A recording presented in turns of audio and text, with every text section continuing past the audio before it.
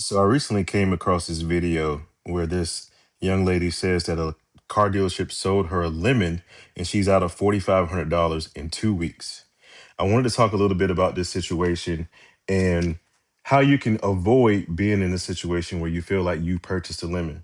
So first, I want to go through, listen to what she has to say, and then I want to give you some actionable information to help you make a good purchasing decision when you're in the market for your next vehicle. Y'all, when I say um I ain't really pissed like I was yesterday. Listen, yesterday I was taking my homegirl home, drove that car because now mind you I haven't been driving it all weekend, but drove that car to put gas in it because I had already filled up my other car, so I was gonna fill the car up. At the gas pump, the car wouldn't crank back up. In the heat, it was hot. I ended up having to pay $100 and something to get it towed. Okay. So I called my homeboy to come get me. And I had told him when I got it, he was like, girl, you should have told me before you went over there. And you know what? I gotta take accountability because it was on the fly. I wasn't even supposed to buy no car that day. It was just on the fly. You know, I was out with my grandparents and it was just like, shoot, I do want a second car. Okay. I ain't gonna say the people was definitely some good talkers at the lot. Okay. But the fact is, I don't even have my permanent tag on that car. And it's broke. Like, it needs a starter. It got transmission problems. Like, it's gonna be basically a money pit to even put that car together. So I'm gonna take an L regardless because it's a used car, and you know they quit. Make sure you sign that as is. Okay, so that's why I know for those who as know, I ain't reach out to the company because I mean at the end of the day it's an as is car. I used to be a used car salesperson. You know, I used to be the one writing the numbers down, making it seem like you got a deal, but at the end of the day, they probably pay $500 for the car. You know what I'm saying? So or whatever. So yeah, 4,500 loss, okay, on top of what I'm gonna have to put into the car to even get it working, okay, to sell it or take a L to sell it as is and still take a L because ain't nobody gonna pay what I paid for it and a car don't even work. You know what I'm saying? But yeah, they got me, okay. Now, luckily, that's not my only car. Luckily, I can be able to bounce back. But imagine those that done took L's, that done said they done took L's from this place and don't have the capabilities to have another car. Don't have the capabilities of buying another car. That's crazy. Like, having a car lot for lemons is crazy. And the fact that so many people that dabble in the mix with cars know that they sell lemons is wild. So at the end of the day, I can't get my money back for buying a car. Oh, but I'm gonna get my money back for doing content about my experience for sure. So we can see from the video, she's extremely upset and rightfully so. She just purchased a vehicle and just a few days later, she's unable to use it due to a mechanical issue. And we see here that, a few times in the video, she called the car a lemon.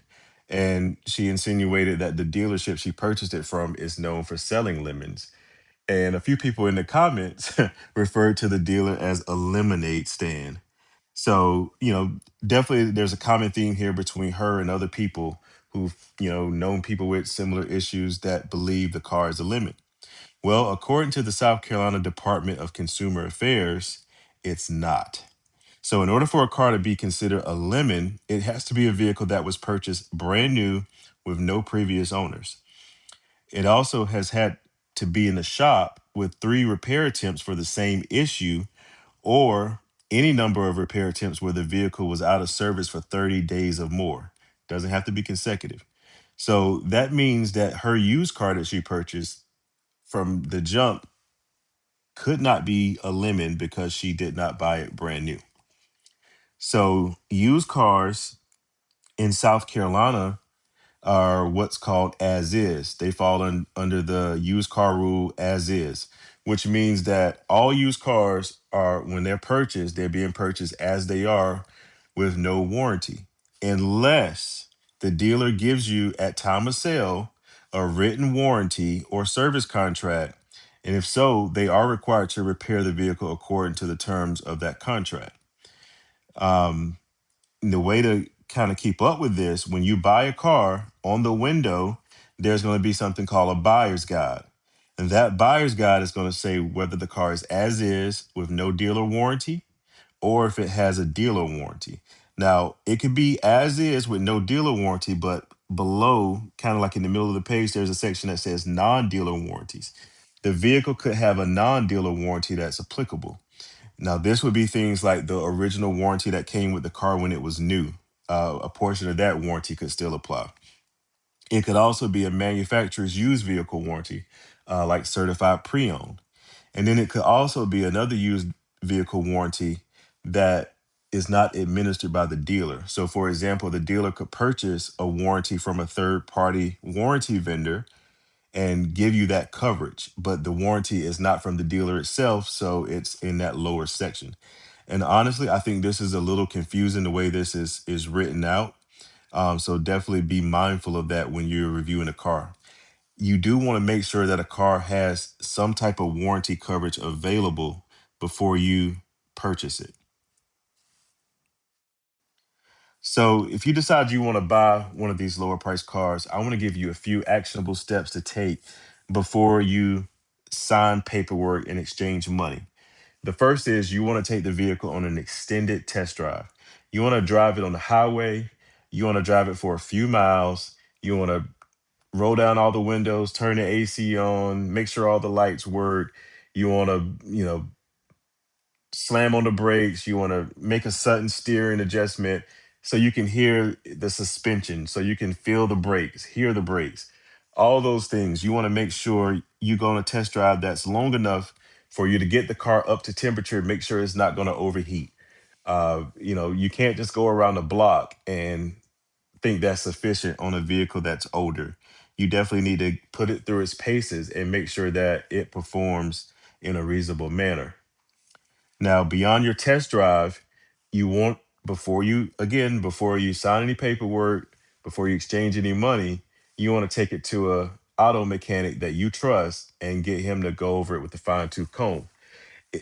Old cars have issues, right? They're old. I mean, they're going to have issues, but you need to at least know what you're getting into. If it's got some major leaks, if it's got frame rot, or anything that would make it not safe, you want to know this before you sign paperwork.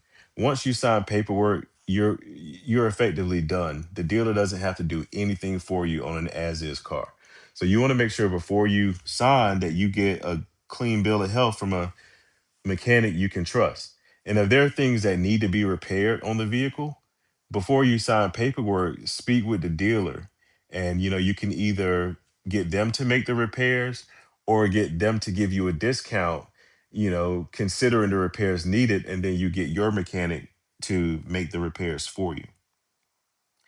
Once you've done those things, you also want to make sure you examine the Carfax report. You want to look at the history report of the vehicle. You want to know where it was for its lifetime, especially, here you're typically fine. We don't have too many issues, but if a vehicle is from up north or another, snowy region, there's a lot of salt on the roads that can lead to corrosion. You want to know if the vehicle's been in a major accident. Now, if it just has a minor accident where it says that the airbags didn't deploy or was functional damage, that's not so much bad. Most cars have been in an accident. But if it's been in a, catastrophic accident, you want to know that. You want to make sure that the alignment is fine. If the frame of the car has had to be repaired, you want to make sure uh, there's not anything sensitive that has been destroyed. Also, you want to make sure that you want to look and see what type of maintenance history the car has had. When you get the higher mileage vehicles, the more they've been maintained, the least likely you are to have major issues. You still can have them, but the more car has been maintained, the lower the chances of that happening are. If you're going to consider a lower price car, here are 10 examples that you should consider. Now, remember, all old cars can have issues, but these have a good track record of reliability, and they're, just known to have less issues than other choices. First one is a 2002 to 2006 Toyota Camry. This is a very roomy car, known for reliability, and in this price range, you can easily find one. Secondly, is the 2001 to 2005 Honda Civic, known for going a long distance, and these are cars that are very good on gas. Third is the 2003 to 2008 Pontiac Vibe. You might wonder, how did a Pontiac get on this list? Well, it's because under the skin of this Pontiac is really a Toyota Corolla. So, this is one of those ones that's, kind of like a sneaker. So you can buy it cheap because it's a Pontiac, but it's got the reliability of a Toyota. Fourth is a 2004 to 2009 Mazda 3, another small car that's good on gas, just like the Civic. And coming in fifth, I've got the 1998 to 2011 Ford Ranger. They made these things forever. This, a good bit of them available. They're, pretty tough, durable, and they're, low price pickup truck. That's hard to find. Coming in number six, 2006 to 2010 Hyundai Elantra. Another four-door car, good on gas. Number seven, the 1999 to 2006 Chevy Tahoe and GMC Yukon. This is, one of my favorite platforms. It's called the GMT 800. These trucks are super reliable, easy to fix, tons of part for them. You just can't go wrong choosing one of those. Number eight, the 2002 to 2006 Honda CRV. Small SUV, pretty roomy, good on gas, and has the super reliable Honda K Series engine. Number nine, the 1998 to 2011 Ford Crown Victoria and Mercury Grand Marquis. These are big cars. They're typically owned by older people who, do a good job at maintaining the cars, and they're just durable. These things are used as taxis.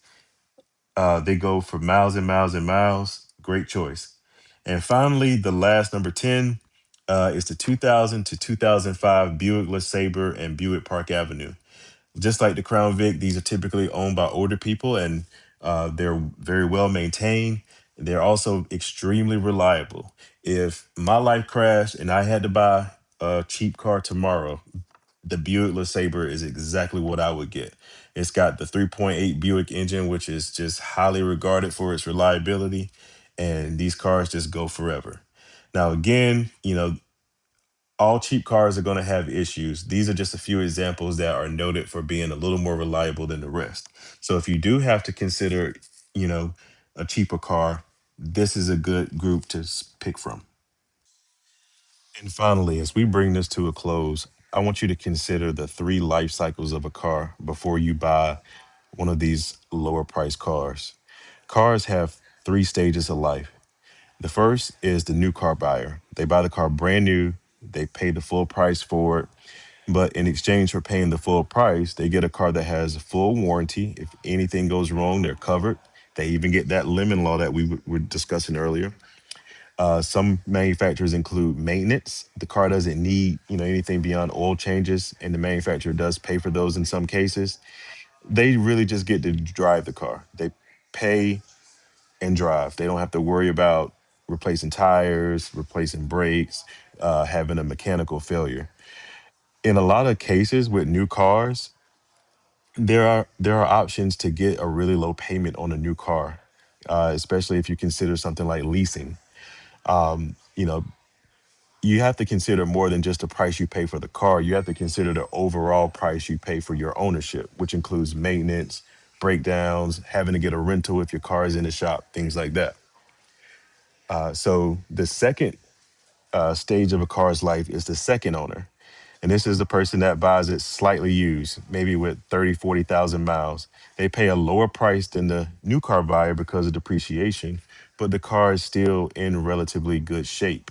So they don't have to do, much maintenance. They may have to do some, tires typically need to be replaced around 40,000 miles. Brakes sometimes need to be replaced, things like that, but they aren't doing any heavy repairs. So they are paying a lower price and they still get to enjoy the car. Finally, you have the cars in the third stage of life, which is the cars we were here talking about today. These are the cars that, are over 10 years old, over 100,000 miles. They've been traded in a few times. You buy them for, under $10,000. And these cars, it may seem like a good deal because it's a small amount of money, but you have to spend more money to keep these cars, in good condition, in operating condition.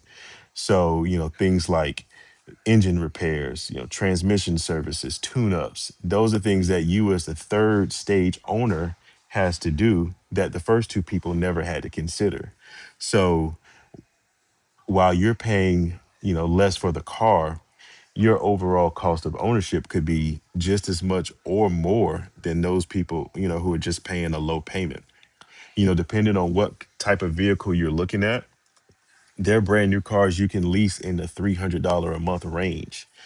And if you have no other expenses on your car, that's tremendous, right? So just something to consider.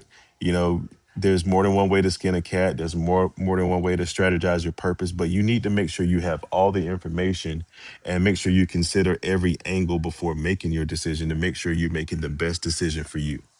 Again, I don't think there's one right or wrong way. It depends on how you look at it, what's most important to you. But you do need to be informed. You do need to know that there's no such thing as a limit law on used cars. If you buy a used car in this price range, it's probably going to be sold as is. So that means once you buy it, once you sign the paperwork, once you hand over your money, it's your responsibility to deal with whatever comes with that car. So you need to get a pre-purchase inspection whenever possible, and you need to look at the reliability ratings of the particular car you're looking at. All right, this video has been way too long, so I'm going to cut it here. But if you have any questions or comments, please put them in the comment box below, and I will continue to put out content like this because I see that there is a need for this type of content. Have a great day.